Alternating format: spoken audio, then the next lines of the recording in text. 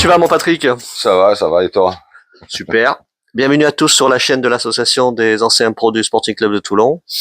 Aujourd'hui, je suis très content de passer ce petit moment avec toi, Patrick, parce que tu as quand même passé 7 saisons en tout au Sporting Club de Toulon, le centre de formation, toutes ces saisons, enfin mi-teinte, des super saisons, et puis bon après les problèmes qu'on a eu sur certains trucs financiers. Tu es revenu après quand on remonte en L2. Donc j'aimerais que tu me parles de ton Sporting Club de Toulon et ben, comment tu arrives au Sporting Club de Toulon. Ouais, je suis arrivé en 85. Je venais de Narbonne. Parce que moi, je suis de Perpignan, mais à l'époque, à Perpignan, il n'y avait pas les cadets nationaux.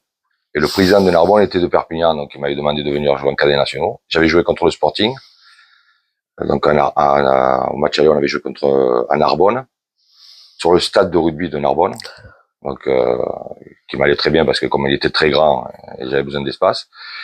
Donc j'avais fait un bon match. À la fin du match, Monsieur Andrieux et Bonadei, qui était son dirigeant, était venu me voir avec l'autre attaquant si on voulait venir faire un essai au Sporting. Bon, on a dit oui de suite. Donc j'ai fait un essai, c'était très bien passé. C'est là où j'étais, comme le centre n'était pas ouvert, on était logé chez des dirigeants du Sporting. Et à l'époque, c'était, je ne rappelle plus le nom, ça m'embête de plus trouver le nom de la personne.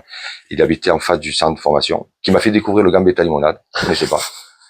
Donc, parce qu'à Perpignan, il y a Gambetta, il n'y avait pas, donc il m'a fait découvrir. Du coup, maintenant, je pense que c'est ma boisson préférée, le Gambetta limonade. Et donc, c'était très bien passé. On était, je crois, je sais pas si on n'était pas 40 ou 60 jeunes. Et à la fin de la semaine, ils avaient dit qu'ils allaient me recontacter pour savoir les suites à donner.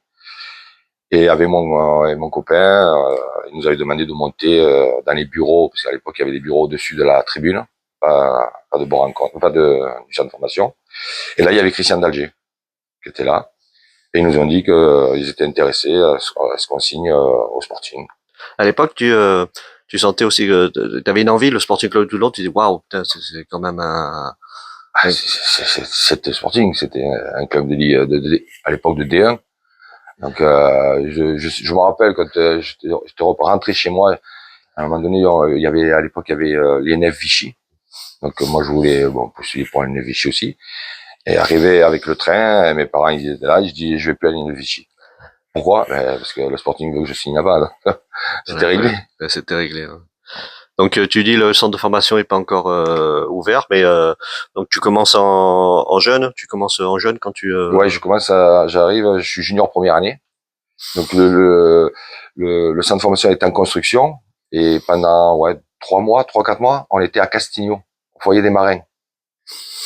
On était au foyer des marins pendant 3 4 mois et au bout de 3 4 mois, on a intégré le centre de formation. Ouais. Après j'ai vu le truc, c'est il m'avait dit parce qu'à l'époque ils étaient venus, monsieur Bonadei, le papa de Laurent, et monsieur Gabi Robert étaient venus jusqu'à Perpignan me faire signer le contrat. Ouais, j'étais sérieux. Ah, donc il m'avait fait signer le contrat. On reprendra telle date, je me rappelle plus la date, on reprendra telle date, et la date est arrivée, et pas de nouvelles. Au bout de 3 4 jours, mes parents avaient téléphoné, et ils étaient tombés sur la secrétaire en disant, mais ça fait plusieurs fois qu'on essaie de vous joindre, mais à l'époque, il n'y avait pas tous ces portables et tout ça. Et donc, je me rappelle, c'était un dimanche, dimanche, je suis rentré à Castigno, je suis arrivé à Castigno,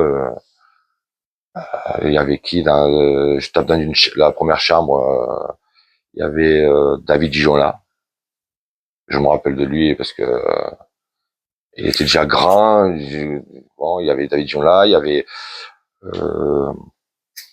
euh, Pascal Portal, Fabrice Fernandez, on avait un ancien Pagna qui était là aussi. Il y avait que 3 4 chambres parce qu'en fait, souvent les jeunes qui étaient du centre, ils vivaient à Toulon, donc ils dormaient pas au centre. Et au bout de 3 4 mois, j'ai intégré le centre de formation. Ouais, super. Et moi, quand je revois ces photos du centre de formation et quand tu me parles déjà des joueurs, je trouve que déjà il y avait un noyau. Tous ces joueurs déjà, beaucoup, enfin, la plupart ont percé, hein, tous. Mais il y avait c'était fabuleux quoi. C'était. Si, il y avait une sacrée équipe. Je me rappelle quand t'arrives comme ça, à l'époque, il y avait quelqu'un je crois, qui habitait Saint-Cyr. C'était Laurent Rouet. l'équipe de France cadet et tout. Donc il y avait des sacrés joueurs. Il y avait comment ça s'appelle aussi, il y avait Philippe Jauvert qui après était retourné à Aix, mais bon, lui il a pas réussi. Mais il y avait Franck Leboeuf qui a pas été pro à Toulon, mais il a fait 2 ans aspirant au Sporting. Hein. C'était ce centre de formation, c'était dur, c'était parce que je parle un peu avec certains là, donc bon, tous parlent beaucoup de Sto, hein, de Patrick Ouais, Storail, hein, qui était très dur. À chaque fois, je dis bon, Patrick, c'est normal, hein, c'est pas un mal pour un bien. ouais, ouais, bien sûr. C'était peut-être que maintenant, peut-être que c'est aussi dur maintenant, hein, mais peut-être que c'est un peu les jeunes sont différents. Mais toi, tu sentais déjà que c'était et peut-être que c'était ce qu'il fallait aussi. Hein, de toute manière. Là où j'ai senti, c'était surtout physiquement. Physiquement, moi j'étais pas habitué à la sieste. Donc là, en s'entraînant pratiquement 2 fois par jour, je me réveille, je crois que la première semaine, bon, il y a l'excitation et tout. On te dit, après manger, tu vas dans ta chambre, il faut faire la sieste. Au début, t'es excité, t'as pas envie de faire la sieste. Après, tu prends l'habitude et ça m'a suivi toute ma carrière, même en pro, je faisais la sieste. C'est dur. On n'avait pas par rapport à nous, des jeunes de 16, 17 ans, même certains qui avaient 18, mais on n'avait pas de droit aux sorties. On avait juste le mercredi jusqu'à minuit. Voilà, donc, mais après minuit, bon rencontre, où tu sais que tu vas, si tu vas jusqu'à, heureusement qu'il y avait quelques-uns, qui avaient la voiture, donc ils pouvaient nous sortir. Nous, à minuit, mais c'était dur certaines fois, quand des fois on avait une sortie après-midi, il fallait faire toujours la sieste avant de sortir. Mais je pense que si on n'a pas cette rigueur, on peut pas réussir. Ouais, tout à fait. Ah. Tu commences un peu à, bon, vous êtes là, les jeunes, vous êtes au centre de formation, tu vois un peu les anciens pros qui s'entraînent. Je pense que vous faites des oppositions peut-être avec Ouais, tu commences un peu à sentir. ouais. Il y a des joueurs déjà qui t'impressionnent ou qui vont un peu plus vers peut-être vers les jeunes, vers les. Je veux dire, Paga, Laurent Paganelli. Des fois, je me rappelle, des fois il venait dans l'après-midi et il montait, il jouait aux cartes avec nous. Je trouvais que ça sympa des joueurs. Après, bon, il y avait des joueurs qui venaient. Bon, je pense que l'approche était différente de maintenant. Il y avait pas de différence entre les pros et les jeunes. On se mélangeait quand on jouait en Détroit. J'ai toujours Laurent Paganelli. Je me rappelle quand on jouait le samedi. Je prends un exemple, on jouait à Annecy. Donc on partait le matin de bonne heure, on allait jusqu'à Annecy. Après le soir, il fallait rentrer. Bon, rentrer était peut-être 2, 3 heures du matin. Et si on n'était pas rentré, il fallait jouer avec la DH ou les juniors le lendemain à Nice. Ben Laurent, avant le match, il dit qui c'est les remplaçants? Toi. Bon, tu vas où demain si tu joues pas? On va. Mais à 5 minutes de la fin, il sortait pour qu'on rentre. Faut pas qu'on ait encore un déplacement pour qu'on ait un dimanche de libre, Belle voilà. C'est mentalité. belle mentalité, voilà. Ouais, belle mentalité. Ouais. Voilà. Et je m'en suis servi parce que des fois, ça m'arrivait de jouer en Détroit, mais je sortais pour faire entrer le petit jeune pour que voilà. Ça reste. Donc tu vas continuer le centre de formation, les jeunes, et puis 88, tu vas commencer à toucher, ça y est, le monde de pro. Comment comment on te dit, putain, ça y est, le pro, tu vas faire ton premier match, tout ça, parce que ça C'est doit être quand même quelque chose qui doit te garder. c'est un truc, c'est le rêve, voilà. C'est le rêve de jouer en pro, voilà. Je me rappelle, on me dit bon, tu vas à Saint-Étienne, bon, déjà dans le groupe. À l'époque, il y avait que 13 joueurs. Il y avait pas un groupe élargi de C'est vrai. 18, 20 joueurs. Ouais. Donc tu dis bon, ben, parce que si on maintenant, s'il y a un groupe de 18, on n'est pas sûr de rentrer là. Je me dis et quand après on me dit, ben en fait, tu es titulaire sur le côté. C'était en plus à Geoffroy Guichard. C'était mon premier match, c'était à Geoffroy Guichard. Je me rappelle de mon premier maillot quand j'étais petit. C'était Super Télé. Après, j'ai eu KB Jardin, Saint-Étienne. Après, on me dit premier match à Saint-Étienne. Donc ça a une connotation. C'est une connotation, les Verts. Voilà. Quand j'étais gamin, les Platini, Larios, Lopez, c'était le club de la France, en fait, Saint-Étienne à l'époque. Donc, j'ai fait ce premier match-là où, où j'ai eu je veux dire, une pression, en fait, j'avais vomi, ah oui, j'avais une sacrée pression. Ouais. Le match, il se passe bien? Je me rappelle, Non, non, on perd. on perd. Mais bon, c'était d'avoir joué, c'était Génial. ouais, c'était génial. Génial. Il y a des joueurs là qui te, justement là, maintenant que tu es dans le groupe pro, est-ce que il y a des joueurs là qui t'impressionnent ou tu te régales de jouer avec eux là, qui te marquent là, qui te, Non, de tous, tous. tous, tous, Ouais. tous m'impressionnent. C'est, ça faisait pas longtemps que je m'entraînais avec eux en plus. Donc c'était, on les regarde. Et en plus, il y avait des personnalités à l'époque, à Toulon. Hein. Il y avait les Cazot, les Pardo, les Bernard, Roger Mendy. C'était quelque chose. Ouais, c'était impressionnant. Voilà, on les avait vus à Mayol, et ben là, je suis avec eux. Ouais, le truc. Et pour les entraîneurs, il y a beaucoup d'entraîneurs hein, pendant toutes ces saisons. T'en as quand même vu, hein, des entraîneurs. Est-ce qu'il y en a un avec qui tu, enfin tu communiquais même mieux ou ou tu peux se passer ou c'est se passer Il y avait un grand monsieur, c'était monsieur Gabi Robert. Plus une stature et tout. Il était très dur, mais pour notre bien. Voilà. J'ai une anecdote sur ça où je m'étais fait attraper en train de fumer. Donc ça, lui, il avait très mal pris. Il m'a même dit si j'apprends ou si je te vois avec une cigarette, je te vire. C'est un motif de renvoi. Voilà. Il était très très dur, mais de ces exercices qu'il faisait à l'époque, je m'en sers maintenant à Hollywood. Ouais. Des petits trucs de déplacement qu'il faisait, il y a beaucoup de choses qui me servent encore. Ouais, t'as appris à chaque fois, t'as Voilà. appris des petits trucs Voilà. Après, il y avait à l'époque Patrick Storail aussi. Lui il était moins vieux, moins âgé, mais bon, il est pas vieux. À l'époque, Monsieur Gabi Robert, il devait avoir plus de 60 ans quand on a un gamin de 17 ans. Voilà. Et avec Sto, bon, c'était des fois chaud sur le terrain aussi. Parce que des fois, il participait, et il nous titillait, c'était un peu un chambreur, donc des fois, c'était un peu chaud. Mais lui, c'est pareil, ça a été... c'est pour ça qu'après, quand je discute avec des anciens qui l'ont eu beaucoup plus tard, qui me disent, putain, il était sévère. Moi, je le trouvais cool. ouais. Donc après, peut-être lui, il commençait sa carrière d'entraîneur, donc après, il a été un peu plus raide. Mais moi, je le trouvais super cool comme mec.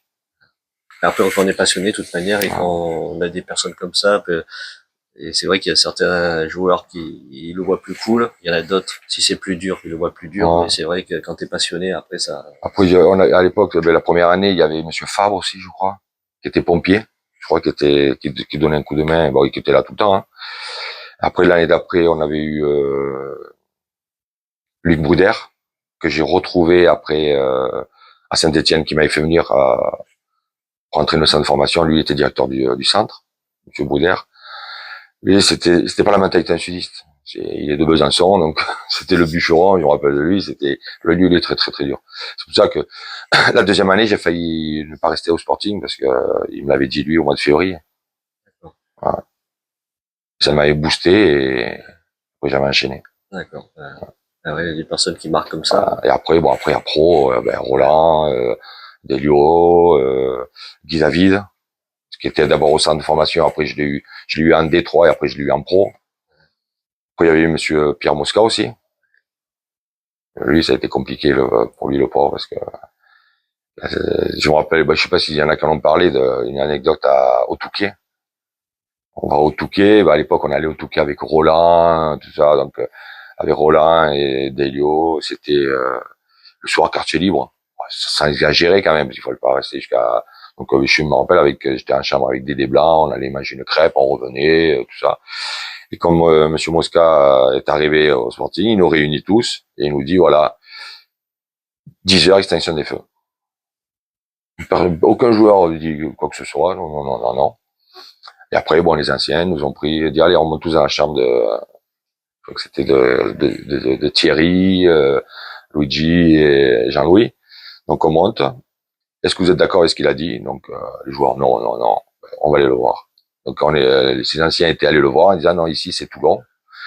Donc lui on fait comprendre que on fait ce qu'on veut. L'identité toulonnaise Et il a dit ben ça prouve votre solidarité, donc c'est très bien. Donc voilà. après, bon, après, il a été, je crois qu'il est resté 4-5 mois et après il a arrêté. Hein. Il est passé directeur sportif. Les causeries de Roland, est-ce que ça t'a marqué? Est-ce que peut-être des fois un match là avec maintenant que t'es ici à Olioul, est-ce que des fois tu t'en sers, tu te rappelles d'un truc, tu dis tiens peut-être que ça peut faire, Oui, c'était un sketch. C'était un sketch. Roland, c'est, on rigolait pendant les causeries. Mais on rigolait parce qu'il décrivait chaque joueur adverse, un par un, en disant ça, l'autre, je me rappelle certains, il est toujours en train de se coiffer, il doit avoir un peigne dans le short, ou l'autre, c'était des sketchs.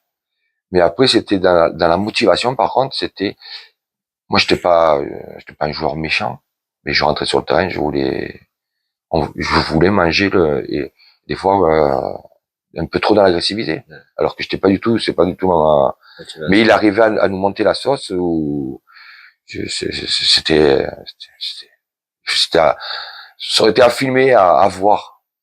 Des fois, il nous mettait, il se mettait au milieu dans le vestiaire, on se mettait tous autour, on se tenait, il commençait à parler, ça commençait à monter, il postillonnait, et on sentait, ça aurait été un très bon général pour aller à la guerre, Ouais. pour aller sur un champ de bataille. Je pense que c'était ce qu'il fallait.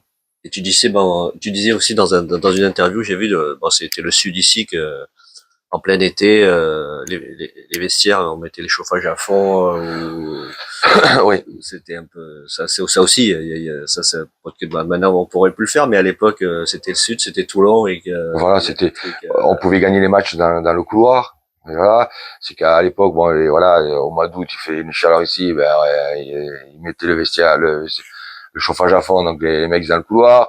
À l'époque, les clubs devaient fournir les ballons, ben, on donnait les ballons les plus pourris. Ouais. C'était des petits trucs pour essayer de, ouais. C'est ce que Luigi me racontait, c'est qu'il y a beaucoup de matchs qui se gagnaient dans le ouais, tunnel, quoi, ouais, dans les dans regards, les regards. Ouais. Pas moi, parce que bon, ouais, mais eux, j'étais gentil. Mais oui, c'est certains, vrai des que fois, on a eu des fatigués, hein. Et je pense qu'à l'époque, avant moi, il y a encore eu des plus fatigués, donc, ouais, c'était une époque fabuleuse aussi, hein, mm, qu'on regrette. mm, Tu dis aussi que bon, il y a des matchs qui t'ont marqué, hein, mm. le match l'OM, enfin, il y a eu beaucoup de l'OM Toulon et on a beaucoup souvent gagné à l'OM. Ouais. On a beaucoup souvent Il y a une gagné à année, on a l'OM. fait deux victoires, ouais. Ouais. Voilà, donc même au parc, hein, au Parc des Princes, Mm, hein, le Paris Saint-Germain, qui mm. avait déjà une belle équipe à Ah oui. l'époque. Hein. Ah oui. Hein, il y avait toi, quand tu avais joué contre eux avec ce fameux but de Leonardo Rodriguez, Ouais. il y avait des Brésiliens déjà, Oui, il y avait Comboiré, Ricardo, Ricardo. Comboiré, Bats dans les buts, Pérez, il y avait Bravo, ils avaient une sacrée équipe, hein. Donc, qu'est-ce que ça fait j'en prends un joueur au hasard, hein, parce que bon, c'était Leonardo Rodriguez, mais bon, quand il y avait Fred Merrieux, Ouais. vous avez une sacrée équipe quand même à l'époque, hein, malgré tous ces problèmes. C'est ce que je dis dans certaines interviews que il y avait tous ces problèmes extrasportifs, mais vous avez quand même fait la saison, hein, Mm. parce que Fred Merrieux me disait aussi qu'il y a un match où je crois que c'est le dernier match je sais pas si toi tu y étais pas, je crois que c'est le dernier match de la saison. On sait que ça va être fini au Sporting et que à la mi-temps ça perd. Et c'était le dernier match à Mayol et il dit bon ben Luigi laisse dehors. À la mi-temps reste dehors, on a des choses à régler. Et bon, la deuxième mi-temps ça se passe mieux et on revient. Donc il y avait quand même, vous avez quand même pris dans cette saison difficile, même toi avant, vous étiez solidaire, Ouais. Donc ce match à Paris, donc qu'est-ce que ça fait de jouer avec un garçon comme Leonardo Rodriguez que j'espère on verra bientôt là, qui va venir nous voir. Donc parce que ce match à Paris il est fabuleux, cette frappe Ouais. extraordinaire. Mais c'était un joueur qui voyait le jeu avant les autres. Ça fait que moi qui jouais surtout dans les appels de balles, ben, je savais que je partais. Bon, des fois il y avait, comme je dis des fois à mes joueurs, il y a un ballon. S'il y a 5-6 appels, le joueur il peut pas donner le ballon aux 5-6 joueurs. Mais lui, il arrivait à trouver le bon appel et il choisissait cet appel-là. C'était en plus d'une gentillesse. Parce qu'après, moi, je l'ai revu quand j'étais à Monaco. On avait fait un match amical contre l'Atalanta de Bergame et on avait échangé le maillot. Voilà. J'avais pris, Sacré, il m'avait donné son maillot, j'avais donné le mien de, sacré joueur. non, en plus, c'est une super mentalité. Très discret, un peu comme moi, mais, une super mentalité. Alors j'ai une anecdote de Fred Mérieux, hein, donc, comme ça tu vas valider ou pas. Hein. Donc la saison où vous jouez ensemble, et, Fred, Patrick était toujours hors jeu, toujours hors jeu, toujours hors jeu. La vitesse qu'il avait, la vitesse de pointe. Donc on a un peu discuté avec lui, et après on lui a dit pars de ton camp avec la vitesse que tu as, toutes les balles tu vas les prendre. Et, et là, t'as mis des buts, des buts, des buts et Ouais. des buts. Non, non, c'est toujours en jeu, non, parce que grâce à un peu à Monsieur Gabi Robert au centre de formation, parce que bon, comme moi je suis arrivé, j'étais brut. Il faut dire quand on arrive dans un centre de formation, on est brut. Donc, et ma qualité première c'était la vitesse. Donc, ils m'ont bien fait comprendre comment ne pas être hors jeu. Et ce que j'applique là, c'est de faire toujours un appel, contre-appel, c'est-à-dire on vient vers le ballon, on demande à la profondeur. Donc, si je viens vers le ballon, le défenseur il va me suivre, mais après je peux pas être hors jeu. Ou faire d'abord latéralement et après on plonge. Donc il y a un match où c'est à Nantes où on gagne 2-1. Et à l'époque à Nantes, il y avait Loco, Wedek, De Sailly qui me prenaient parce qu'on avait joué avec une seule pointe, donc c'était moi et Leonardo derrière moi et il me donne 2 buts.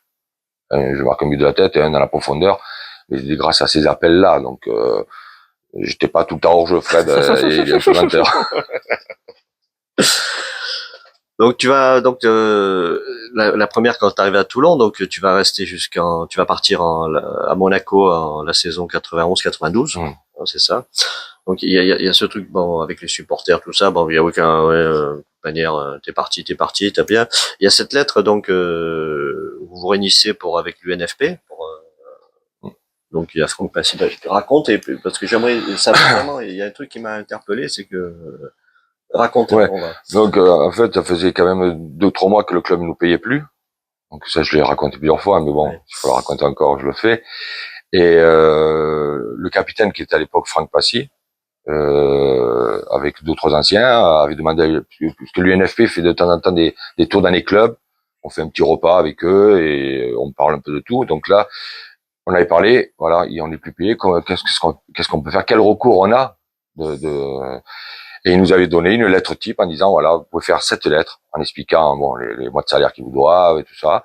Cette lettre, vous la faites en recommandé à la Fédé, au club, en les mettant en demeure de régler les salaires. Et à l'époque, c'était comment ça s'appelle, à Pôle emploi. C'était pas, ça s'appelait pas Pôle emploi, je crois. Bon. Donc, on fait le repas et tout, je prends la lettre et tout ça, et ben, je rentre chez moi, je fais la lettre. En pensant qu'on serait plusieurs à la faire. Et je me rappellerai toujours, parce qu'en fait, je l'avais fait, je crois, le 10 décembre. Donc, ils avaient jusqu'au 10 janvier pour régler la somme qu'ils me devaient. Et début janvier, on part à Paris faire un tournoi en salle. Et je crois que c'est le 5 ou le 6. Pierre Mosca, qui était directeur sportif, me convoque dans son bureau. Et il me dit, voilà, ben, t'as fait ta lettre, t'as fait la lettre, tout ça, ben, voilà, on te donne un chèque pour tous les mois qu'on te doit. Je sais qu'à l'époque, il me fait un chèque de 50 000 francs. Mais il me devait pas 50 000 francs, il me devait beaucoup moins. Parce qu'à l'époque, je touchais 10 000 francs par mois. Donc c'était déjà pas mal, parce que bon, le SMIC était pas, voilà. Donc, et je lui dis, mais vous me donnez trop. Il me dit, non, mais c'est pas grave, ça sera une avance sur le mois d'après. Par contre, si tu le veux pas, tu me signes un papier comme quoi tu veux pas le chèque. Donc moi j'avais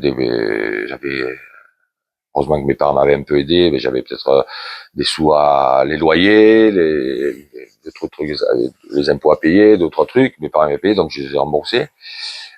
Et en fait, je dépose le chèque à la banque. On part à Paris faire ce tournoi. Et quand on revient à mon rencontre, je recevais toujours mon courrier de la banque au centre de formation. Ben, chèque en bois. Qu'est-ce que je fais?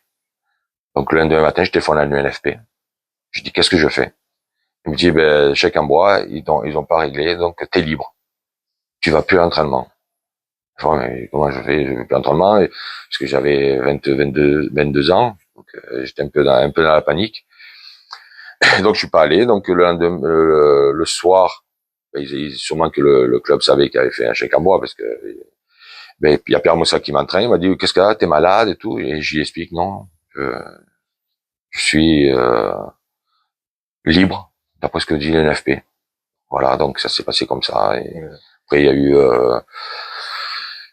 une première convocation à Paris, où là, aucune personne du Sporting était venue. Donc moi je me retrouve là-bas, en commission, ben voilà. Donc les faits, là, ben, vous êtes libre.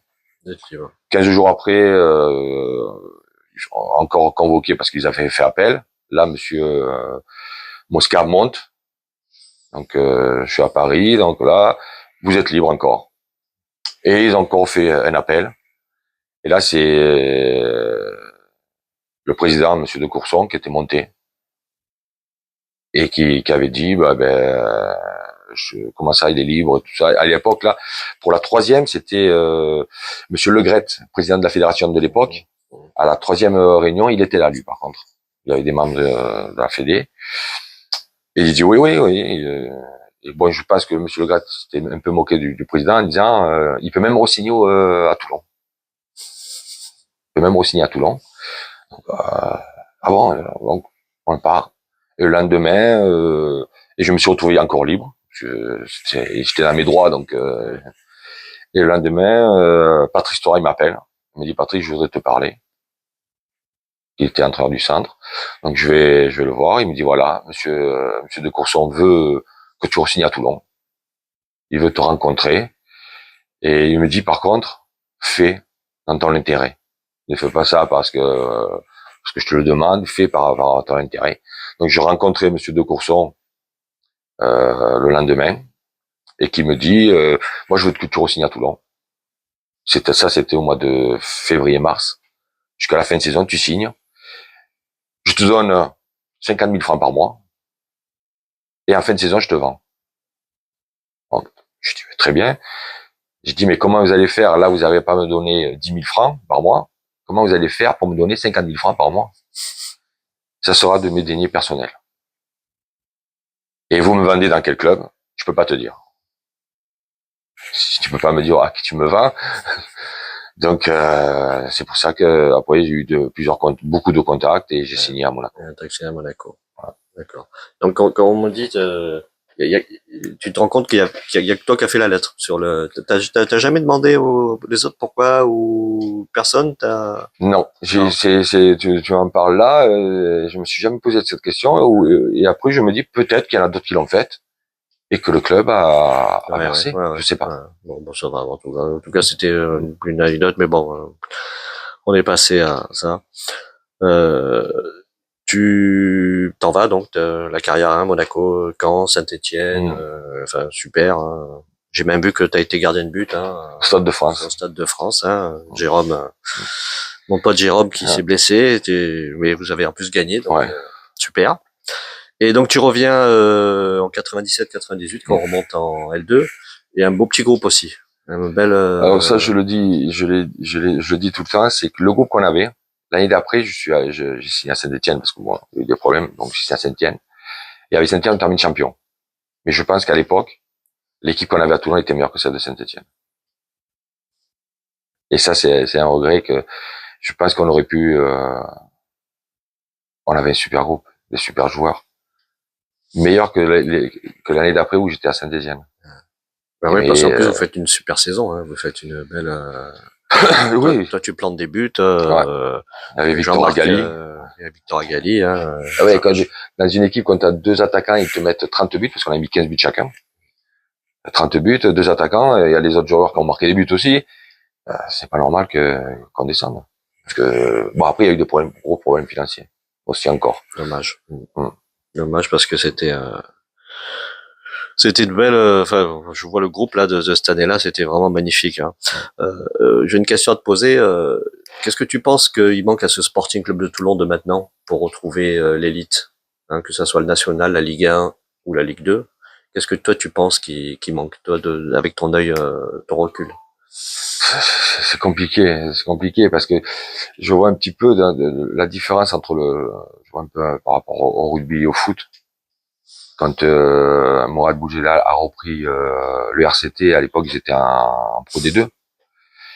Donc en mettant 5-6 joueurs, il a réussi à les refaire monter et après il a fait un travail champion d'Europe, bon tout ça. Il a pris le HFC à un moment donné, et c'est pas la même chose. Il a pris les joueurs, mais il a pas réussi à les faire monter. C'est qu'en fait la différence qu'il y a, c'est que dans ces niveaux de National 2, National 2, parce qu'ils sont en National 2, t'as beaucoup de joueurs qui sont passés par des centres de formation, qui ont des bases. Bon, et que des fois on passe pas pro, mais pour une blessure, des fois les copains qu'on peut avoir qui nous font faire des fois des petites bêtises. Et donc tous les joueurs ont un certain niveau. Donc pour monter, c'est très compliqué. C'est très compliqué de monter. Surtout que c'est dur, le National 2, Ouais. c'est dur, quoi. En plus, Toulon, c'est Toulon, ils sont attendus partout, bien sûr. Là, j'ai vu qu'hier, ils en ont pris 3. Je sais pas ce qu'il faudrait faire pour essayer parce que Toulon mérite un club minimum en Ligue 2. Même pas national, c'est Ligue 2. À un moment donné, on en avait parlé un petit peu avec des anciens, avec Michel Bonus. On avait fait des réunions à la mairie, on avait fait des réunions même chez lui, à Soliès, tout ça. Et oui, il avait. Oui, il faut qu'on fasse ça, il faut qu'on fasse ça, il faut qu'on fasse ça. Et du jour au lendemain, ça s'est arrêté. Une nouvelle. Encore, c'est lui qui nous avait proposé, il a lancé cette perche et du jour au lendemain, ça s'est arrêté, on sait pas pourquoi.